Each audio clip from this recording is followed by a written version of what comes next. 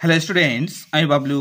Welcome to my YouTube channel WB study point. আজ আমরা আলোচনা করব তোমাদের অষ্টম শ্রেণীর ভূগোল বিষয়ের যে অষ্টম এবং নবম অধ্যায় আছে, অর্থাৎ বায়ু দূষণ, এবং নবম অধ্যায় আছে শব্দ দূষণ। এই দুই অধ্যায়ের কিছু প্রশ্ন উত্তর নিয়ে, যেগুলো পরীক্ষার সময় তোমাদের কিন্তু আসার মতন প্রশ্ন। তো সর্বপ্রথম যে অষ্টম অধ্যায় আছে অর্থাৎ বায়ু দূষণ, এই বায়ু দূষণের প্রশ্নগুলো আমরা একটু দেখে নেব। এবার দেখো বায়ু কিভাবে দূষিত হয়, অর্থাৎ বায়ু দূষণের যে কারণগুলো আছে বা বায়ু দূষণ কাকে বলে মোটামুটি সেটা আমরা দেখি। দেখো বিভিন্ন প্রকার বিষাক্ত গ্যাস, যেমন carbon dioxide, carbon monoxide, nitrogen oxide, sulphur dioxide, রাসায়নিক পদার্থের মধ্যে আছে দেখো সীসা, ক্লোরোফ্লুরোকার্বন, যানবাহনের ধোঁয়া, ধূলিকণা, জৈব পদার্থ বাতাসে মিশলে বাতাস দূষিত হয়। তো দূষিত হয় কেন? দেখো আমরা যে বাতাসটি গ্রহণ করি বা অক্সিজেন গ্রহণ করি, তার সঙ্গে যদি এই সমস্ত পদার্থগুলো মেশে, তখন কি হয়, সেই বাতাসটি কিন্তু আমাদের শরীরের পক্ষে অনেকটা ক্ষতিকর হয়ে দাঁড়ায়, এবং যার ফলে মানব শরীরে বিভিন্ন রকম রোগ দেখা দিতে পারে। একেই বলা হচ্ছে বায়ু দূষণ। এবার দেখো এই চিত্রের মাধ্যমে বায়ু দূষণের কারণ ও বায়ু দূষণের ফলাফল সম্পর্কে আলোচনা করা হয়েছে।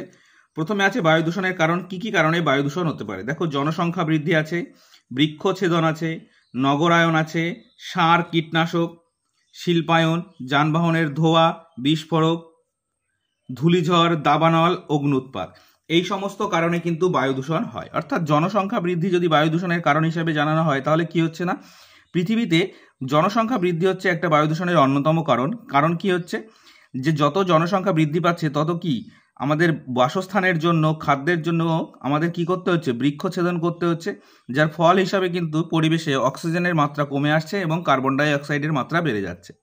বৃক্ষছেদন একই রকমভাবে, নগরায়নটাও একই রকম, শহর তৈরি করা হচ্ছে মানুষের বসবাস করার জন্য। এবার দেখো শিল্পায়ন, শিল্পায়ন থেকে কি হয়, যত বেশি শিল্প হবে সেই শিল্পের কলকারখানা থেকে তত বেশি ধোঁয়া নির্গত হবে। আর ধোঁয়ার মধ্যে কি থাকে, কার্বন মনোক্সাইড গ্যাস যেগুলো থাকে, সেগুলো কিন্তু পরিবেশের পক্ষে বা বাতাস বা বায়ু দূষণের ক্ষেত্রে অন্যতম কারণ। একই রকমভাবে যানবাহনের ধোঁয়া, বিস্ফোরণ, অগ্নুৎপাত, দাবানল, ধূলিঝড় সমস্তগুলোই কিন্তু বায়ু দূষণের কারণ। এবার দেখো নিচে আছে বায়ু দূষণের ফলাফলে কি হতে পারে। দেখো বায়ুমণ্ডলের উষ্ণতা বৃদ্ধি পেতে পারে, ধোঁয়াশা সৃষ্টি হতে পারে, অ্যাসিড বৃষ্টি হতে পারে, শ্বাসকষ্ট, হাঁচি ও কাশি, এটা তো কমন অবশ্যই হতেই পারে। এবার আমরা যদি বায়ু দূষণের কারণগুলো একটু বিস্তারিতভাবে দেখি। দেখো প্রথমে আছে, দেখো পৃথিবীতে মানুষের সংখ্যা যত বাড়ছে, চাষবাস, ঘরবাড়ি তৈরি করার জন্য তত গাছপালা, বন জঙ্গল কেটে ফেলা হচ্ছে। বাতাসে কার্বন ডাই অক্সাইডের পরিমাণ বেড়ে চলেছে, যেটা আমি একটু আগেই বলছিলাম, জনসংখ্যা বৃদ্ধি। তারপরের পয়েন্টে আছে, দেখো সারা পৃথিবী জুড়ে কলকারখানা, শিল্পকেন্দ্র, তাপবিদ্যুৎ কেন্দ্রে প্রচুর পরিমাণে কার্বনের গুঁড়ো, ধোঁয়া ও ধূলিকণা, carbon monoxide, sulphur die oxide, নাইট্রোজেনের অক্সাইডের মতো ক্ষতিকারক গ্যাস বাতাসে মিশছে, যেটা আমি বলছিলাম।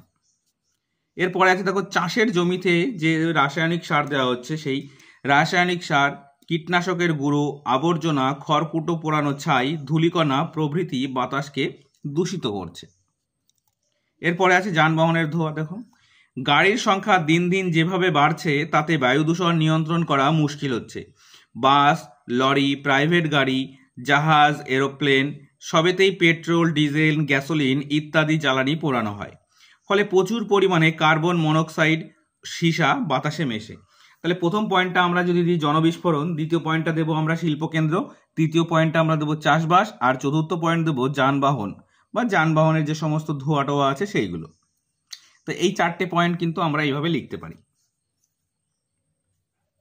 এবার দেখো গৃহস্থলী থেকে কিভাবে বায়ু দূষণ হচ্ছে। দেখো শুধু যে বড় শহর, শিল্প কারখানা, যানবাহন থেকেই বাতাস দূষিত হয় তাই নয়, তোমার ঘরের ভেতরেও বাতাস দূষিত হতে পারে। কিভাবে? দেখো রান্নার জন্য কাঠ, ঘুঁটে, কয়লা, গ্যাস থেকে প্রচুর ধোঁয়া, কার্বন কণা, বেশ কিছু ক্ষতিকারক গ্যাস ঘরের বাতাসে মেশে। ঘরের আবর্জনা, জঞ্জাল, ধূপকাঠির ধোঁয়া, মশা তাড়ানোর ধূপ, তেল, ঘর পরিষ্কার করার বিভিন্ন রকম জীবাণুনাশক রাসায়নিক দ্রব্য, দুর্গন্ধ দূর করার সুগন্ধি দ্রব্য থেকেও কিন্তু বাতাস দূষিত হতে পারে। তাহলে যে শুধুমাত্র শহর অঞ্চলে বাতাস দূষিত হচ্ছে তাই নয়, তোমার বাড়িতেও কিন্তু বাতাস দূষিত হচ্ছে। এবার এখানে দেখো 2011 সালে জাপানের ফুকুশিমায় পারমাণবিক শক্তি উৎপাদন কেন্দ্রে বিস্ফোরণ ঘটে। ফলে তেজস্ক্রিয় যে প্রচুর পরিমাণে তেজস্ক্রিয় পদার্থ বায়ুতে মিশে বায়ু দূষণ কিন্তু ঘটিয়েছিল। তো যেটা আমরা পড়ছিলাম ঘরের বা বাড়ি থেকে কিভাবে বায়ু দূষণ হতে পারে, দেখো ঘরের দেওয়াল দরজা জানালার যে রং করা হয় তার থেকেও দূষণ ছড়ায়। রঙের গন্ধে অনেক সময় শ্বাসকষ্ট হয়, মাথা ঝিমঝিম করে। সিগারেট বিড়ির ধোঁয়া আমাদের স্বাস্থ্যের পক্ষে সবচেয়ে বেশি ক্ষতিকর। ধূমপান থেকে ঘরের বাতাসে সব থেকে বেশি দূষণ ছড়ায়। এর থেকে হৃৎপিণ্ড, ফুসফুসের সমস্যা, এমনকি ক্যান্সারও হতে পারে। এবার দেখো কিছু বায়ু দূষণ প্রতিকারের উপায়গুলো আমরা একটু দেখি। দেখো, হাঁচি বা কাশির সময় মুখে রুমাল চাপা দেবে। ঘরের ভেতরে উনুন, গ্যাস বা স্টোভে রান্নার সময় ধোঁয়া বেরোনোর জন্য ঘর খোলামেলা রাখবে। ঘরের ভেতর আবর্জনা ফেলার পাত্রটা সবসময় ঢাকা দিয়ে রাখবে। ঘরের দেওয়াল, জানালা, দরজার রং করার সময় বাতাস চলাচলের জন্য ঘর খোলামেলা রাখবে। দরকার না থাকলে আলো বা পাখা জ্বালিয়ে রাখবে না। মশা তাড়ানোর ধূপ না জ্বালিয়ে মশারি ব্যবহার করলে স্বাস্থ্যের কোনো ক্ষতি হবে না। ঘরের মধ্যে যে ধূমপান করলে তার ক্ষতিকারক ধোঁয়া ঘরের বাতাসে মিশে অন্যদেরও ক্ষতি করে, তাই ঘরের মধ্যে ধূমপান করতে বাধা দেবে ও বুঝিয়ে বলবে। তো এগুলো ছিল আমাদের গৃহস্থলীতে বা বাড়িতে কিভাবে বায়ু দূষণ নিয়ন্ত্রণ করা সম্ভব। আর আমরা যদি মনে করি যে প্রপার বা সম্পূর্ণরূপে বায়ু দূষণ নিয়ন্ত্রণের জন্য কি কি উপায় গ্রহণ করা যেতে পারে, তাহলে সর্বপ্রধান আছে বৃক্ষরোপণ। অর্থাৎ যত বেশি গাছ লাগানো হবে তত বেশি কার্বন ডাই অক্সাইডের চাহিদা বাড়বে এবং অক্সিজেনের পরিমাণ বাড়বে এবং কার্বন ডাই অক্সাইডের পরিমাণ কিন্তু পরিবেশ থেকে কমবে। তারপরে কি করতে হবে, আমাদের শিল্প কারখানায় যাতে কম দূষিত ধোঁয়া নির্গত হয় তার দিকে ব্যবস্থা গ্রহণ করতে হবে। ব্যক্তিগত গাড়ির পরিবর্তে জনসাধারণ যে সমস্ত গাড়ি, যাকে বলা হচ্ছে পাবলিক ট্রান্সপোর্ট, সেগুলো ব্যবহার করতে হবে। অর্থাৎ ব্যক্তিগত গাড়িতে তো একটা ফ্যামিলির 3-4 জন যাতায়াত করতে পারে, কিন্তু একটা পাবলিক ট্রান্সপোর্ট যদি আমরা ব্যবহার করি তাহলে সেখানে কিন্তু একসঙ্গে অনেক মানুষ যাতায়াত করতে পারে। তো এই দিকে একটু ভালো করে নজর রাখতে হবে। তো এই সমস্ত পয়েন্টগুলোই কিন্তু বায়ু দূষণ প্রতিকারের উপায়। এবার বায়ু দূষণের ফলাফল কি হতে পারে দেখে নিই। দেখো, ওজোনের স্তর আমাদের রক্ষা কবচ এখন বিপদের মুখে, এটা ফলাফল। এসি, ফ্রিজ, সুগন্ধি স্প্রে, রং থেকে নির্গত ক্লোরোফ্লুরোকার্বন, যাকে সংক্ষেপে বলা হয় সিএফসি, ওজোন স্তরকে ক্ষয় করছে। শব্দের চেয়ে দ্রুতগামী বিমান যেমন সুপারসনিক জেট, পারমাণবিক বিস্ফোরণ, এসব থেকে নির্গত নাইট্রোজেনের অক্সাইড ওজোন স্তরের ক্ষতি করে। এর ফলে ওজোন স্তর পাতলা হওয়ায় ক্ষতিকারক অতি বেগুনি রশ্মি পৃথিবীতে এসে পৌঁছাচ্ছে। এতে ত্বকের ক্যান্সার, চোখের অসুখ বাড়ছে। গাছের পাতার ক্লোরোফিল নষ্ট হচ্ছে, শস্য উৎপাদন কমে যাচ্ছে। বহু উদ্ভিদ ও প্রাণী পৃথিবী থেকে বিলুপ্ত হওয়ার পরিস্থিতি তৈরি হয়েছে। এরপরে আছে অ্যাসিড বৃষ্টি। তো অ্যাসিড বৃষ্টি কি, এটা কিন্তু পরীক্ষার সময় টিকা আসতে পারে, ছোট্ট করে পড়ে নেবে।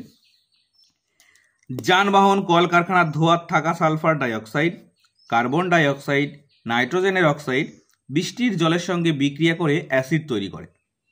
এতে গাছপালার ক্ষতি হয়, মাটির গুণাগুণ নষ্ট হয়, পুকুরে নদীতে মাছ ও অন্যান্য জলজ প্রাণী মারা যায়।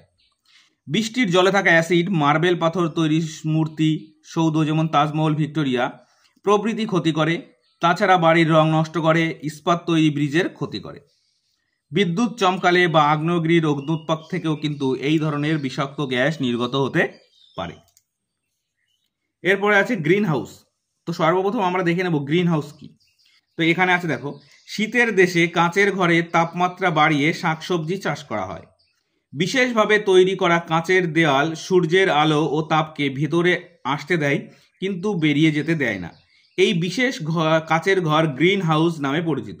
এটা হলো গ্রিন হাউস। এবার এই গ্রিন হাউসের প্রভাব কি হচ্ছে দেখো, সূর্য থেকে পৃথিবীতে আসা শক্তি বিকিরিত হয়ে মহাশূন্যে ফিরে যায়, কিন্তু বাতাসে থাকা জলীয় বাষ্প, carbon die oxide, methane, nitrous oxide প্রভৃতি এই গ্রিন হাউস গ্যাসগুলি ওই ফিরে যাওয়া তাপ কিছুটা শোষণ ও কিছুটা পুনর্বিকিরণ করে। ফলে কিছুটা তাপ পৃথিবী বায়ুমণ্ডলে আটকে যায় এবং বায়ুমণ্ডলের উষ্ণতা বেড়ে যায়। একে বলা হচ্ছে বিশ্ব উষ্ণায়ন।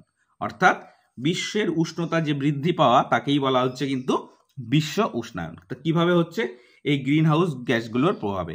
কিছু গ্রিন হাউস গ্যাসের উদাহরণ যদি পরীক্ষার সময় চাই তাহলে লিখবে এখানে কি আছে দেখো, জলীয় বাষ্প, carbon die oxide, methane, nitrous oxide, এগুলো কিন্তু গ্রিন হাউস গ্যাস। এবার দেখো, বায়ু দূষণ কমাতে আমরা কি কি করতে পারি, অর্থাৎ বায়ু দূষণের নিয়ন্ত্রণের যে উপায়গুলি। আমি যেটা একটু বলছিলাম, প্রাইভেট মোটর গাড়ির বদলে বাস বা ট্রেনে বেশি যাতায়াত করলে বায়ু দূষণের পরিমাণ কমানো যায়। বাস বা ট্রেনের মতো গণপরিবহন এ অনেক লোক একসঙ্গে যাতায়াত করতে পারে। একটা বাসের বদলে রাস্তায় 40টা প্রাইভেট গাড়ি চললে বাতাস অনেক বেশি দূষিত হবে। পরে আছে electric train, tram, metro, cycle এইসব দূষণহীন যানবাহন বেশি করে ব্যবহার করলে বায়ু দূষণ অনেকখানি কমবে। বেশি পুরনো প্রযুক্তির ইঞ্জিনযুক্ত গাড়ি ব্যবহার করা উচিত নয়। তাই বর্তমান গাড়িগুলিতে উন্নত প্রযুক্তিতে কোনো কম দূষণকারী ইঞ্জিন ব্যবহার করা হয়। কলকারখানা বা শিল্পকেন্দ্রগুলো লোকালয় থেকে দূরে তৈরি করা উচিত। এগুলো থেকে নির্গত বজ্র পদার্থগুলিকে পরিশোধন করা উচিত। আর এখানে আছে দেখো, রাস্তার দুপাশে বেশি করে গাছ লাগাতে হবে এবং অপ্রচলিত যে শক্তিগুলো আছে সেইগুলো ব্যবহার করার গুরুত্ব বাড়াতে হবে। এবার দেখো এখান থেকে প্রশ্ন আসে, শর্ট প্রশ্ন, আর্থ আওয়ার ও আর্থ ডে। তো আর্থ আওয়ার দেখিনি। 31শে মার্চ 2007 অস্ট্রেলিয়ার সিডনি শহরের মানুষ রাত 8:30 থেকে 9:30 পর্যন্ত শহরের সমস্ত আলো নিভিয়ে রেখেছিল। বিশ্ব উষ্ণায়ন কমাতে বর্তমানে প্রায় 85টা দেশের 1000টা শহরের মানুষ ওই দিনটা 1 ঘন্টা করে আলো বন্ধ করে রাখে, অর্থাৎ এটা হচ্ছে আর্থ আওয়ার। এবার আর্থ ডে কি? পৃথিবীর পরিবেশ সুরক্ষার উদ্দেশ্যে মানুষকে সচেতন করতে বিভিন্ন অনুষ্ঠানের মধ্য দিয়ে প্রতি বছর 22শে এপ্রিল ধরিত্রী দিবস পালন করা হয়। পরীক্ষার সময় আসতে পারে আর্থ ডে বা ধরিত্রী দিবস কত তারিখে পালন করা হয়, সেটা হচ্ছে প্রতি বছরের 22শে এপ্রিল। তো এটা ছিল মোটামুটি তোমাদের বায়ু দূষণের কিছু প্রশ্ন উত্তর।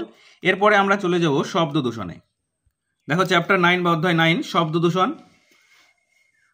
এখানে দেখো আসলে শব্দ যখন মানুষের পক্ষে অসহ্য, যন্ত্রণাদায়ক ও বিরক্তিকর হয় তখন তার দূষণের সৃষ্টি করে। অর্থাৎ যে শব্দ মানুষের কানকে যন্ত্রণা দেয়, অর্থাৎ যে শব্দ শ্রুতিমধুর নয়, সেটাকেই কিন্তু বলা হচ্ছে শব্দ দূষণ। আর শব্দের মাত্রা কত হওয়া উচিত? 65 ডেসিবেলের বেশি কখনোই হওয়া উচিত নয়।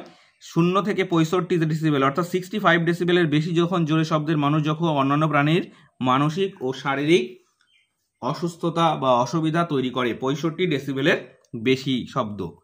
দেখো শব্দের তীব্রতা মাপার একক হলো ডেসিবেল বা ডিবি। যে যন্ত্রের সাহায্যে এটিকে মাপা হয় তাকে বলা হচ্ছে ডেসিবেল মিটার। শর্ট প্রশ্ন পড়ে রাখবে। এবার দেখো চিত্রের মাধ্যমে দেখানো হয়েছে, এখানে একটা পৃথিবীর চিহ্ন দেওয়া আছে, যে কানে হাত দিয়ে আছে। অর্থাৎ শব্দ দূষণ কিভাবে হচ্ছে? অগ্নুৎপাত, বজ্রপাত, তারপরে গিটারের আওয়াজ, কুত্তার ডাক, ক্র্যাকার্স অর্থাৎ বাজির আওয়াজ, হেলিকপ্টারের আওয়াজ, এরোপ্লেনের আওয়াজ, যানবাহনের আওয়াজ, এই সমস্ত কারণের জন্যই কিন্তু কি হচ্ছে না, শব্দ দূষণ হচ্ছে। এবার নিচে আছে দেখো কোন শব্দের তীব্রতা কতটা। শুনতে পাওয়া শব্দ তীব্রতা 0 ডেসিবেল। কানে কানে কথা অর্থাৎ 20 ডেসিবেল।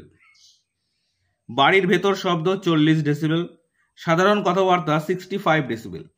রাস্তায় যানবাহন 70 ডেসিবেল। দেখো যখনই 65 ডেসিবেলের উপরে চলে আসছে তখন কিন্তু সেই কথাবার্তাগুলো বা সেই শব্দগুলো কিন্তু আমাদের কানকে অসহ্য সৃষ্টি করছে।